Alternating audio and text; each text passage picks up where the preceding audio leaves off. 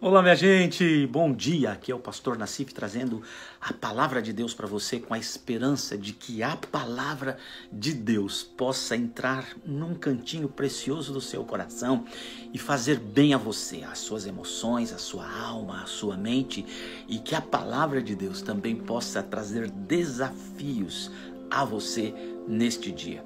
O texto da Bíblia Sagrada que eu quero compartilhar com você está em Juízes capítulo 6. Eu vou ler só os primeiros versículos, porque nós vamos conversar sobre Juízes 6, Juízes 7 e Juízes 8. No capítulo 6 diz assim: de novo, os israelitas fizeram o que era mal, o que o Senhor reprovava. E durante 7 anos, o Senhor os entregou nas mãos dos midianitas. Os midianitas dominaram Israel. Por isso os israelitas fizeram para si esconderijos nas montanhas e nas cavernas e nas fortalezas. Sempre que os israelitas faziam as suas plantações, os midianitas, os amalequitas e outros povos da região a leste deles as invadiam. Acampavam na terra e destruíam as plantações ao longo de todo o caminho até Gaza e não deixavam nada vivo em Israel. Eles subiam trazendo seus animais e as suas tendas, vinham como enxames de gafanhotos, era impossível contar os homens e seus camelos. Invadiam a terra para devastá-la. Por causa de Midian, Israel empobreceu tanto que os israelitas clamaram por socorro ao Senhor. Vamos orar. Senhor Jesus, pedimos que a tua bênção seja conosco nessa hora, que o Senhor nos visite neste momento e que a tua palavra possa produzir em nós tanta esperança, mas também visões e desafios do Senhor para as nossas vidas. Nos abençoe através da sua palavra. É a nossa oração no nome precioso e forte de Jesus Cristo. Amém e amém. Deixe-me contar a história para você. O livro dos Juízes é um livro interessantíssimo na Bíblia Sagrada. Juízes, quem eram juízes? Pessoas que eram levantadas pela própria população para julgar os casos de Israel. Naquela época, Israel não tinha um rei.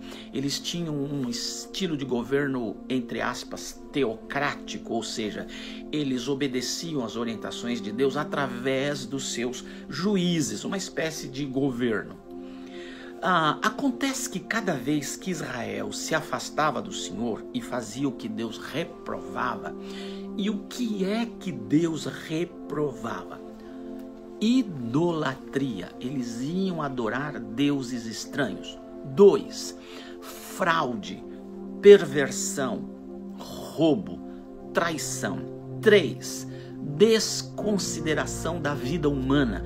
Não cuidavam uns dos outros, nem dos órfãos, nem das viúvas. E Deus ficava bravo com isso. E um jeito de Deus punir Israel era pegar uma ou algumas nações vizinhas e deixar com que estas nações machucassem Israel. Nesse trecho da Bíblia Sagrada, por 7 anos, Israel estava sofrendo. Eles perderam plantações, perderam gado, perderam casa, prosperidade zero, caos social importantíssimo aconteceu em Israel. Tanto, que o povo de Israel se ajoelhou e clamou: Deus, tem misericórdia de nós.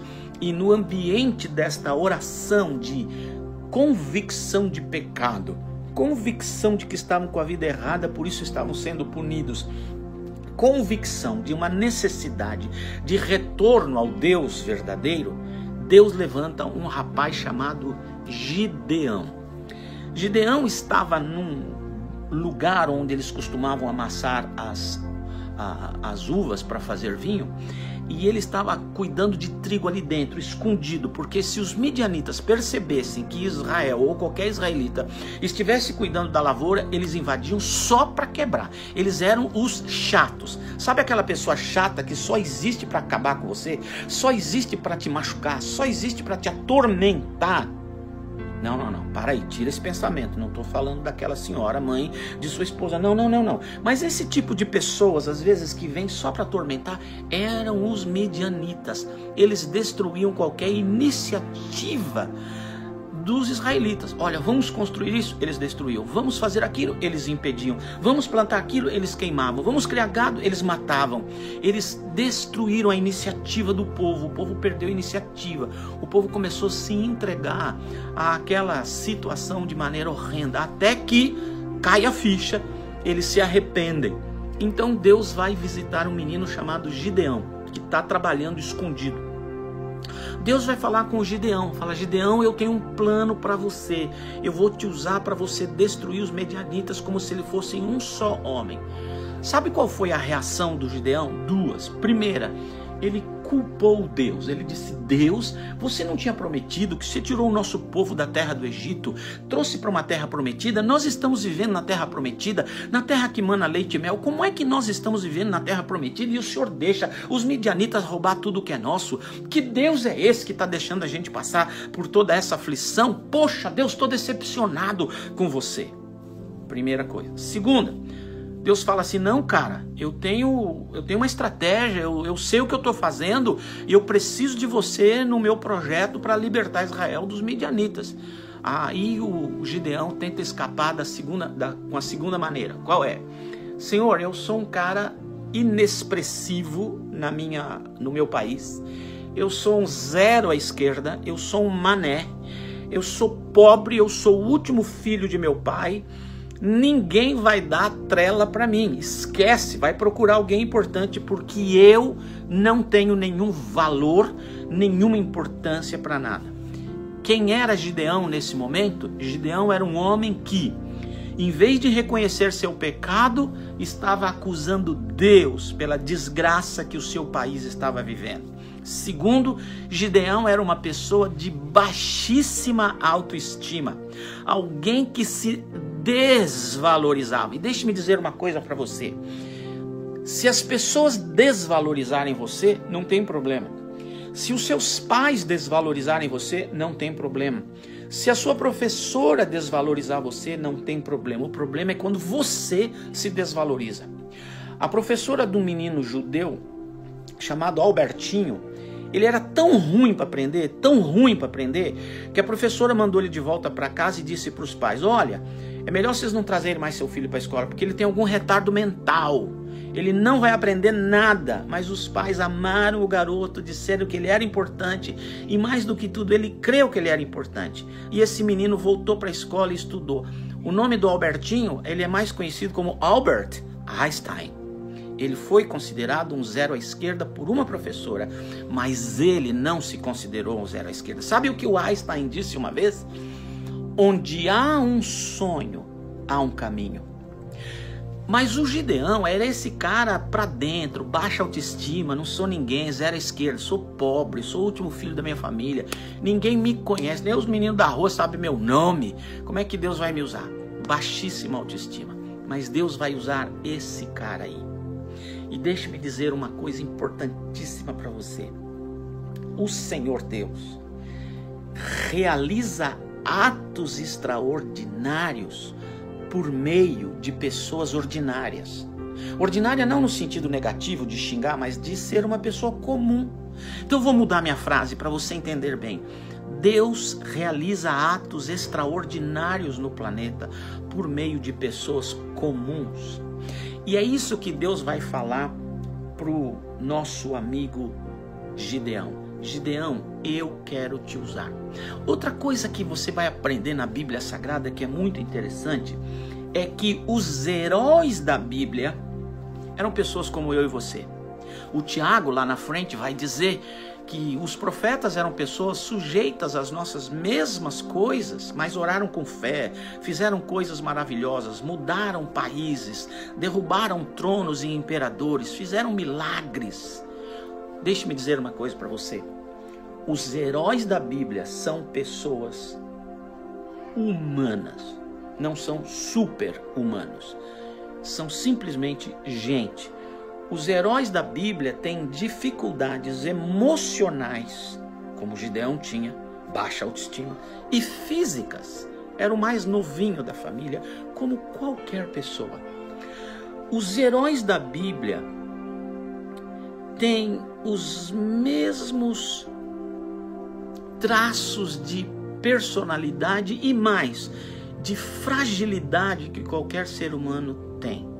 Mas através de pessoas humanas, através de pessoas com problemas emocionais e físicos, através de pessoas que têm traços emocionais complicados, Deus realiza coisas extraordinárias neste mundo. Aprende isso. A causa da grandeza de uma pessoa é o que Deus realizou nela ou através dela no mundo. Vou repetir. A causa da grandeza de uma pessoa é aquilo que Deus realizou nela ou através dela neste mundo. Deus pode e Deus deseja, nesses dias de pandemia, eu creio que Deus deseja, porque Deus é o mesmo ontem, hoje e eternamente. É exatamente para esse tempo, é exatamente para tempos como os que nós estamos vivendo, que Deus deseja levantar 1, 2, 3, 10 mil, 100 mil homens e mulheres neste planeta para fazer uma grande diferença. Deus tem condições, tem poder, Ele poderá usar nesses tempos de pandemia aqueles que têm 7 qualidades. 7 qualidades são necessárias. E se você não as tem ainda, deixe-me dizer, se Deus está te convocando, Ele te dará as 7 qualidades. Primeira qualidade, um chamado irrevogável. Um chamado irrevogável. Quando Deus vai falar com o Gideão, ele dá 2 desculpas. Primeiro, ele acusa Deus. O problema não é meu, o problema é teu. Segundo, ele acusa a si mesmo. Eu sou fraco, eu sou pequeno, eu não tenho condição. Deus não revoga o chamado dele quando ele chama. Lembra do menino chamado Jonas? O Jonas, Deus falou, ó, você vai ali. Ele falou, não vou, e foi do outro lado. Deus pegou o cara. Deus pegou o cara. Deus usou uma tempestade para dar despertamento espiritual, literalmente, porque ele estava dormindo. Deus usou um peixe para mudar o rumo da vida dele. Deus usou um verme para mostrar quem ele é e o valor das pessoas. Deus fez coisas maravilhosas com Jonas, porque Deus queria usar o Jonas. E quando Deus chama, o chamado dele é irrevogável. Você tem um chamado de Deus irrevogável? Primeiro passo. Segundo, você vai precisar de uma obediência radical. Obedecer e obedecer. Quando Deus dá uma ordem, você só tem 2 possibilidades. Primeira, obedecer. Segunda, obedecer. Nunca tente desobedecer o Senhor. É encrenca para a tua vida. Vou citar de novo o caso do meu amigo Jonas. Fugiu, Deus pegou o cara. O chamado é irrevogável e a obediência tem que ser radical. Terceiro, você precisará, e Deus já deu isso, já disponibilizou isso, de poder e revestimento do alto.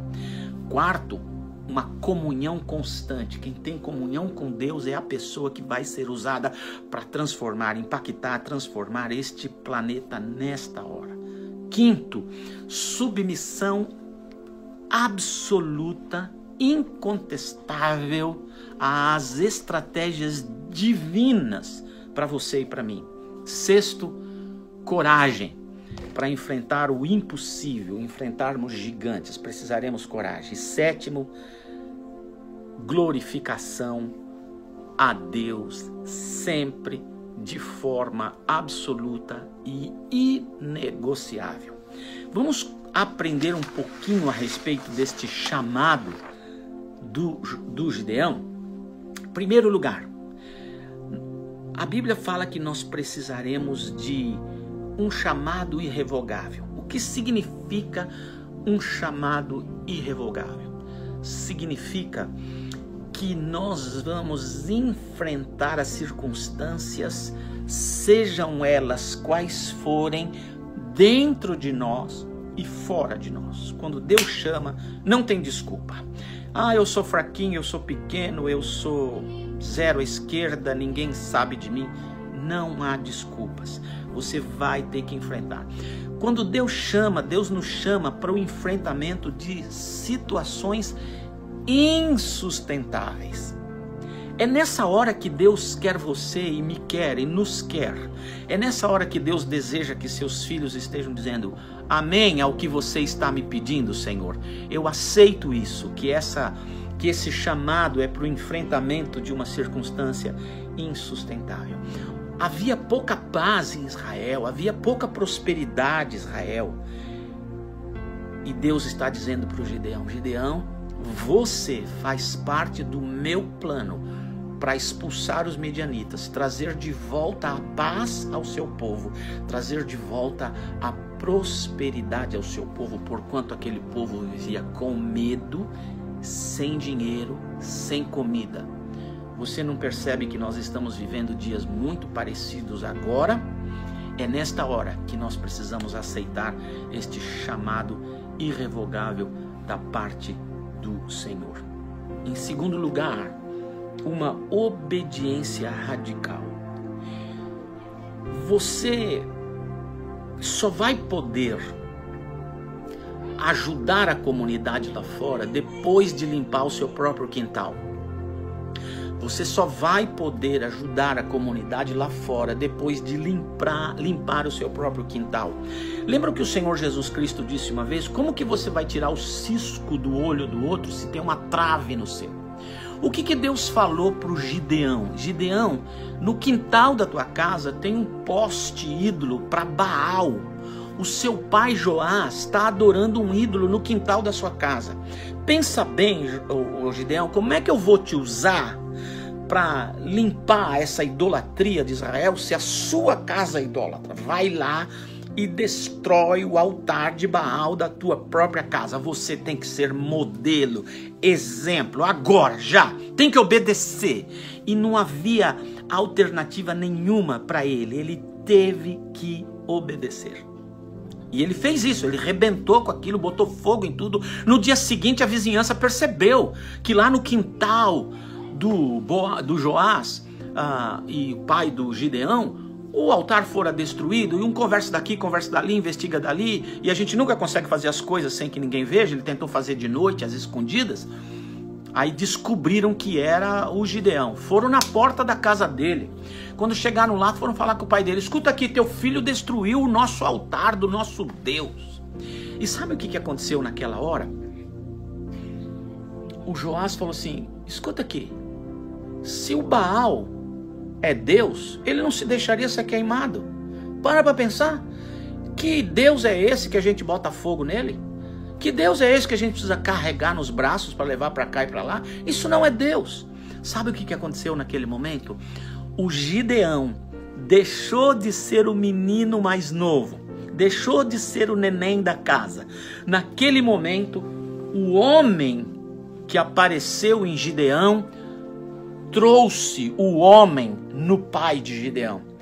Ele se tornou valente, ele se tornou forte, ele enfrentou a vizinhança e disse: Baal não é Deus. Por que ele teve essa coragem agora? Porque o filho menor se tornou homem. Preste bem atenção. Nós, pais, precisamos educar os nossos filhos para serem homens e mulheres e não para serem nossos filhos e filhas eternamente. Para com essa coisa de o meu bebezinho para sempre. Pode ser emocionalmente, carinhosamente, mas nós temos que educar nossos filhos para serem homens e mulheres de Deus. Porque na medida em que eles crescem, a nossa hombridade também surge. Muito interessante isso que aconteceu. Obediência. O que Deus te pedir para fazer, faz. É para limpar o teu quintal, é para limpar o quintal do teu coração. Em outras palavras, em quem você confia de verdade? Quem é o Deus que te dá paz de verdade? O nosso Deus, ou a grana no banco, ou a grana no bolso, a comida na geladeira, a comida sobre a mesa, o carro bom? De verdade, de verdade, de verdade, quem é ou quais são os ídolos em quem você coloca a confiança de sua vida? Nestas horas, quando Deus vai nos usar, nós precisaremos fazer uma faxina na alma, na mente, no coração, e arrancar lá de dentro tudo que não presta, tudo que, quem sabe, você sabe. Deus nunca gostou destas coisas no seu coração. Tira isso daí de dentro, seja lá o que for, sem limpar o quintal da tua existência, será impossível que Deus o use lá fora. Em terceiro lugar, Nestes momentos de pandemia no mundo, Deus quer usar a sua vida, mas você precisará de poder e revestimento do alto. Agora eu tenho que dar uma notícia para você. Você não precisa pedir para ser cheio do Espírito Santo, você não precisa pedir para ser cheio de poder. Em certo sentido, lógico que a gente pede, lógico que a gente fala, Senhor, me enche com teu Espírito, mas é chover no molhado. Sabe por que eu chovei no molhado? A Bíblia Sagrada diz que o Espírito de Deus foi derramado, Atos capítulo 2, sobre todas as pessoas, e o Espírito Santo de Deus está disponibilizado. Às vezes eu olho para a Bíblia e fico imaginando Deus lá no altar dele, na eternidade dele, no céu dele, Deus ajoelhado, orando para ele mesmo. Ai, Deus, faz essa pessoa deixar eu enchê-la com o meu poder. Isso mesmo, sabe o que é ser cheio do Espírito Santo? Sabe o que é ser revestido de poder? É quando você deixa Deus se vestir de você. Deus se vestiu de Gideão. Deus quer se vestir de você, papai. Deus quer se vestir de você, mamãe. Deus quer se vestir de você, meu jovem. Deus quer vestir-se de você e sair por este mundo realizando os milagres dele. Olha o que aconteceu com o Gideão. Primeiro, a baixa autoestima virou boa autoestima. As dificuldades dele foram tiradas, os talentos de Gideão foram potencializados ao extremo. Quando nós somos cheios de Deus, quando Deus se veste da gente, aquele talentinho que a gente tinha vira um talentão, ele é potencializado ao extremo e Deus nos usa de uma maneira que jamais pensáramos antes. E quando todos os talentos potencializados ao máximo não são suficientes, Deus ainda derrama graça e poder e dons novos na nossa vida. Permita-se ser revestido, vestido. Deixa Deus se vestir de você. Diga, Deus, entra, assume o controle da minha vida, do meu coração, da minha mente, da minha alma, dos meus braços, das minhas mãos, das minhas pernas. Torne-se dono de minha vida, me vista como tua roupa e anda por este mundo. É isso que significa poder e revestimento. Deus vestir-se de você. E aí todo medo que você tinha dá lugar a uma paz interior. Quando somos cheios do poder de Deus, então temos uma paz interior que luta contra tudo que precisa ser lutado dentro de nós e que levará paz às pessoas lá de fora.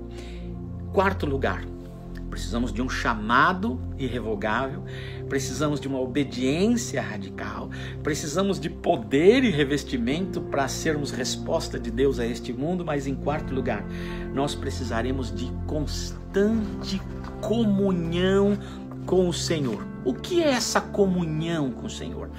É esse encontro diário. Nós precisamos desses encontros diários com o Senhor. 5 minutos, meia hora, 1 hora, o dia inteiro, não importa quanto. Precisamos ter momentos de jejum, onde estaremos concentrados só no Senhor. Precisamos desses encontros de comunhão. E basicamente o encontro de comunhão, que tem que ser constante, o dia inteiro, todo dia, toda semana, todo ano na nossa vida. Os encontros de comunhão se dão de 2 maneiras absolutamente seguras. Preste atenção. Primeira, oração. Falar com Deus. Falar com o Senhor. Falar, oi Deus, estou aqui, estou te apresentando minha família, estou te apresentando esse mundo, estou te apresentando as dificuldades desse planeta, estou te apresentando, Deus, estou aqui. Segundo, palavra de Deus. Ler a Bíblia, conhecer a Bíblia. A Bíblia é a palavra de Deus. E na Bíblia nós encontramos respostas do Senhor. Sabe, quando eu estou meio desanimado e eu leio a Bíblia, eu me reanimo. Quando eu estou meio sem esperança e eu leio um pedaço da Bíblia, a minha esperança retorna. Por que eu preciso de comunhão constante? Porque Deus exige. Não, porque isso me renova. Porque a comunhão com Deus me dá restauração, porque a comunhão com Deus me dá revigoração. A comunhão com Deus dá a refinamento nas estratégias de minha vida, e a comunhão com Deus me dá a visão da vitória. Sabe, nestes dias, quando eu fico pertinho do Senhor, diante desta pandemia do mundo, com esta ameaça de caos social, de desemprego em massa, de durabilidade maior do que 6 meses, 1 ano, 1 ano e meio, de uma ameaça de guerra, todas estas coisas que a gente ouve por aí, quando eu vou à presença de Deus, Ele me dá uma visão do futuro, uma visão da vitória, uma visão de que somos mais do que vencedores, uma visão de que não tem nada que pode nos impedir de alcançar os sonhos de Deus para a nossa vida. Comunhão é importante não porque isso é exigência da sua religião. Comunhão é importante porque ela te renova, te restaura, te revigora, afina a estratégia e te dá visão da vitória. Mas a comunhão também é importante por causa da quinta característica daqueles que Deus vai usar: coragem. Coragem vem da palavra coração, um coração valente. Teve um filme que teve este nome. Nós precisamos de coragem porque nós estamos já enfrentando o impossível. Nós estamos enfrentando o impossível. Não tem nada que faça o vírus não entrar em você. Eu vou dizer uma coisa para você, eu não quero estar, mas eu não sei se eu já fui exposto ao vírus. Eu não sei se ele está dentro de mim, eu não sei se ele ainda não se manifestou, eu não sei se eu sou daquelas pessoas que não pega a doença, mas carrega o vírus. É impossível lidar com alguma coisa invisível como esse vírus. Mas nós precisaremos de coragem, porque vamos enfrentar o impossível. O Senhor Jesus Cristo disse: os impossíveis dos homens são os possíveis para Deus. Nós precisaremos coragem. Olha, deixe-me dizer uma coisa para você. Quando eu estou lá na minha comunhão com o Senhor, há uma renovação, Ele tira o medo e coloca uma paz, mas não quer dizer que Ele tira o medo de dentro de mim, Ele tira do lado, sabia? Sabia por que nós precisamos de coragem? Sabia por que nós precisamos de coragem? Porque coragem só existe no ambiente do medo. O medo é o oxigênio da coragem. O medo dá luz à coragem ou dá luz ao covarde. O medo é uma oportunidade de dizer assim: vou enfrentar no poder de Deus porque eu creio nele e pronto. Precisaremos de coragem. E essa coragem não significa que nós vamos fazer de qualquer jeito, sem um plano de ataque. Não, nós precisaremos ter coragem, preste atenção, não só porque o nosso inimigo é grande, é feroz, é voraz, é destruidor, é invisível. Nós precisaremos de coragem para obedecer, se submeter 100% às estratégias divinas no enfrentamento de qualquer batalha. Precisaremos de submissão absoluta, inegociável às estratégias divinas. E aí você vai precisar de coragem. Olha o caso do Gideão. O Gideão tinha 32 mil homens a seu favor, contra 135 mil midianitas, o que dá 1 para 4. Já ia ser difícil, um tinha que lutar com 4. Mas Deus falou: não, o Gideão, chama os midianitas todos aí, chama os seus soldados todos aí, e pergunta para eles fortemente: escuta aqui, meu filho, você está com medo? Você está com medo de o que está acontecendo com você agora? Se você está com medo, não tem problema, você não vai ser punido por causa disso. Mas vai para casa. Nós não podemos ficar com os medrosos. Lembra, o ambiente do medo produz coragem ou covardia. 22 mil homens disseram: eu estou com medo, e vazaram para casa, se enfiaram debaixo da cama, debaixo das cobertas, e ficaram lá tremendo de medo. 22 mil. Mas Deus fala para o Gideão: Gideão, ainda tem muita gente, cara. Faz o seguinte, vamos lá tomar água e eu vou te sinalizar quem é que vai ficar com você.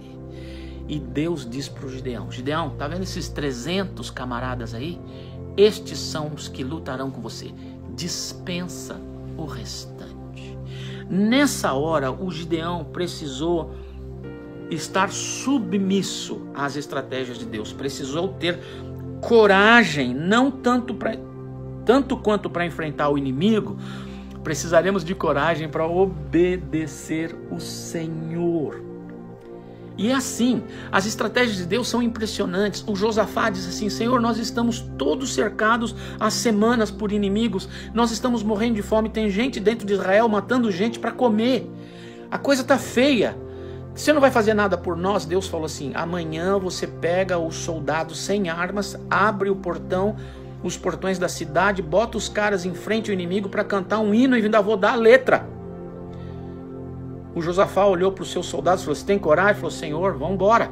Os soldados saíram sem armas, pararam em frente do exército de milhares do exército inimigo, levantaram os braços e cantaram um hino a Deus. Enquanto eles cantavam, Deus confundiu os inimigos e eles lutaram entre si, se mataram todos.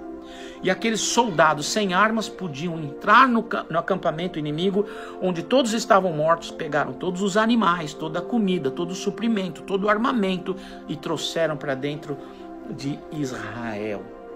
Deus tem saídas impressionantes. Caná da Galileia, acabou o vinho.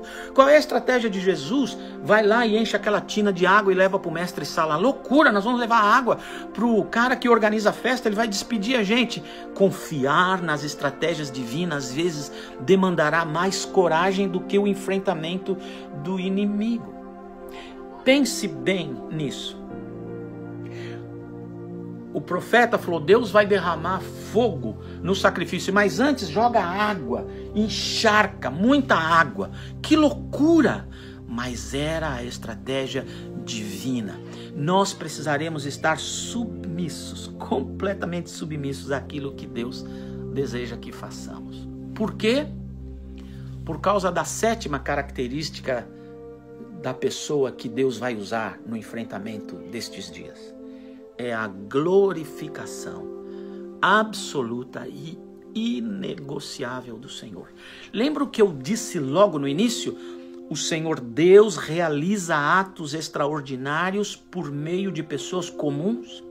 Lembra o que eu disse para você? Que a grandeza de um homem, de uma mulher, a grandeza de uma pessoa é aquilo que Deus faz nesta pessoa e através desta pessoa.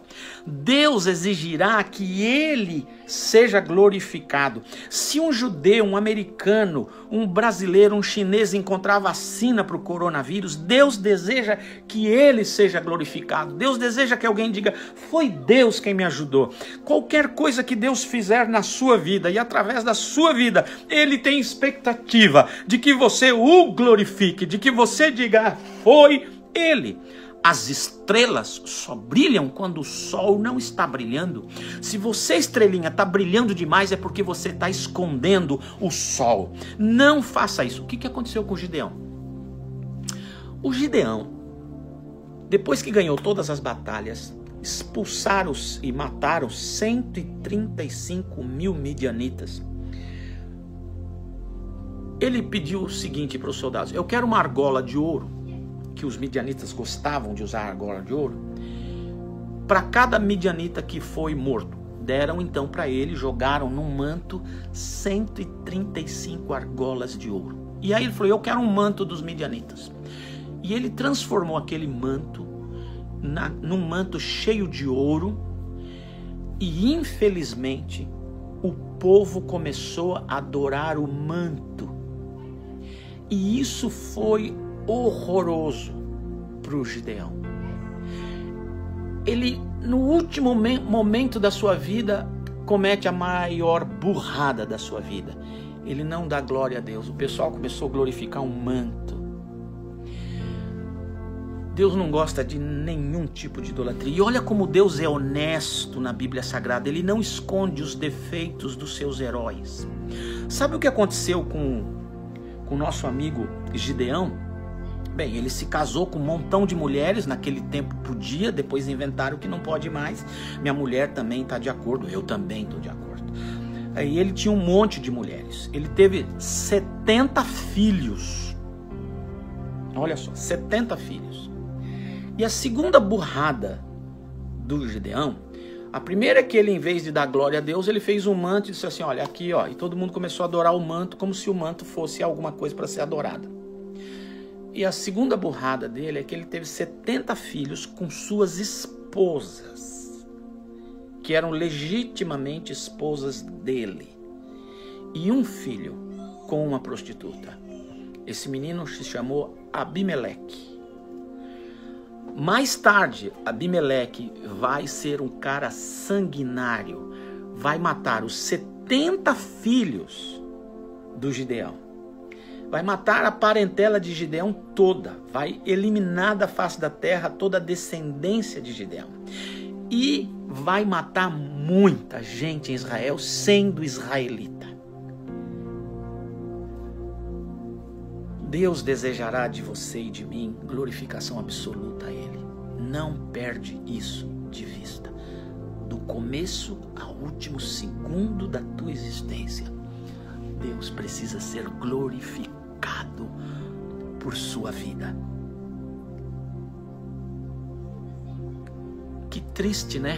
As lembranças que a gente tem de Gideão, este herói maravilhoso. Depois desta pandemia, ou depois da sua partida, quais são as lembranças que as pessoas terão a seu respeito? Do que as pessoas se lembrarão? Dos seus últimos atos de vida. Do que elas se lembrarão? Sabe a diferença entre herança e legado? Herança são coisas que você deixa aos seus filhos e aos seus descendentes. Legado é um valor que você planta no coração de seus filhos e de seus descendentes. Você pode deixar até muita grana para os seus filhos se você partir. Mas a minha pergunta é, qual é o legado? Como os seus filhos se recordarão de você? Como a sua comunidade se recordará de você? Do homem, da mulher, que até o último suspiro de vida disse glórias a Deus, a glória é dele. Quem Deus vai usar neste tempo de calamidade? Deus vai usar aqueles que foram chamados, e todos nós o fomos. Aqueles que obedecem o que Deus mandar fazer, limpar o quintal de casa antes de limpar lá fora. Poder e revestimentos, deixar que Deus se vista da gente, potencializando nossos talentos e nos dando dons maravilhosos. Manter uma vida de comunhão, porque a gente fica restaurado, renovado e ganha visões. Sermos submissos às estratégias de Deus e termos coragem de obedecer a essas estratégias. E finalmente, tudo quanto fizermos, darmos glória ao nome do Senhor. Ore comigo. Senhor Jesus, eu quero te pedir, Deus, nessa hora, que a bênção do Senhor venha sobre a vida de cada pessoa que está assistindo este vídeo, que o Senhor se manifeste com graça e com poder na vida de cada um. Dá a tua bênção para cada pessoa, para cada família, e usa-nos como gideões do Senhor no enfrentamento do impossível destes dias. Diz pra gente qual é a nossa parte, o que nós devemos fazer para sermos uns instrumentos da tua bênção, e que a nossa vida inteira redunde em glória, em fama, ao nome de Jesus. Amém e amém. Amém? Amém e amém. Deus te abençoe. Até a próxima. Tchau, tchau.